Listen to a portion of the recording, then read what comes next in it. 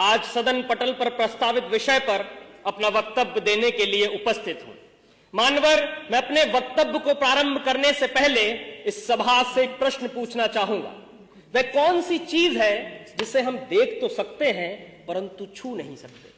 महोदय, यही प्रश्न सन 1947 से पहले कक्षा में किया गया था।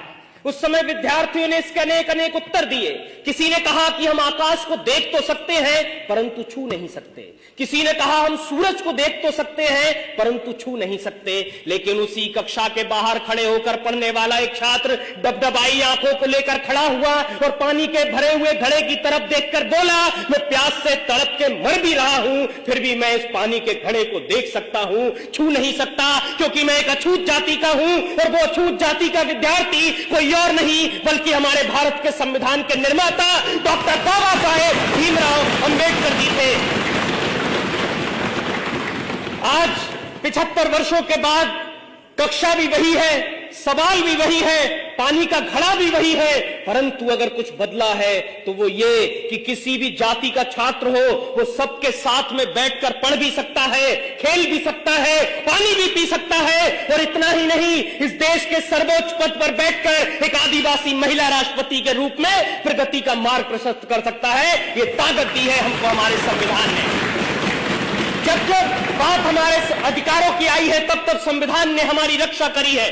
फिर वो आईपीसी की धारा 377 से जूझ रहे परलैंगिक समाज के लोग हो, या श्रीकांत बोला जैसे दिव्यांगजनों के लिए शिक्षा के अधिकार हो, या महिलाओं के लिए दहेज कुप्रथा का बोझ हो, संविधान ने हमेशा से रक्षा कर एक सूत्र में बांधने का काम किया है।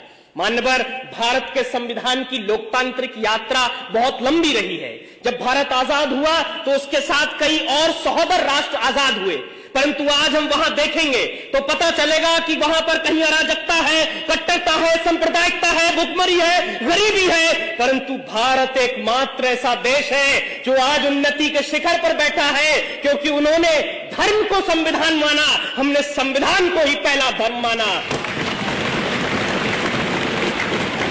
लंदन में मुस्कुराते हुए कवि चर्चिल ने कहा था कि ये देश आजाद हो भी जाए तो बहुत दिन तक टिकेगा नहीं, ये टूट कर बिखर जाएगा।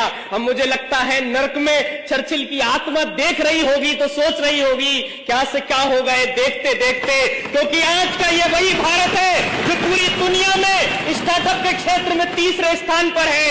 ये वही भारत है जो ओलंपिक के अंदर टोक्यो की धरती पर झंडा तिरंगा लहरा देता है। ये वही भारत है जो चंद्रयान 3 को पृथ्वी से चंद्रमा तक पूरी दुनिया में सबसे कम बजट में पहुंचा देता है, क्योंकि हमने अपने कर्तव्यों का निर्वहन किया है, जिससे हम प्रगति के सोपान को चढ़ते जा रहे हैं। और अगर इसी तरह से इस देश का प्रत्येक नागरिक अपने कर्तव्यों का निर्वहन करता रहा तो यकीन मानिए 2047 तक विकसित भारत का लक्ष्य एक सूक्ष्म मात्र होगा। इसीलिए अंत में मैं जाते जाते कहूंगा कि वर्तमान का गूगल हो, माइक्रोसॉफ्ट या पेप्सी को, इन सबको भी हमने दिए हैं अपने भारत के सीईओ। अब भी पूरी दुनिया में सबसे ज्यादा डॉक्टर्स हमारे हैं। खेल जगत में चमकने वाले भी भारत के सितारे हैं। अपने पौरुष के बल पर दुनिया को सदा बतलाएंगे, विश्व गुरु हम कल भी थे, आज भी हैं और सदा कहलाएंगे।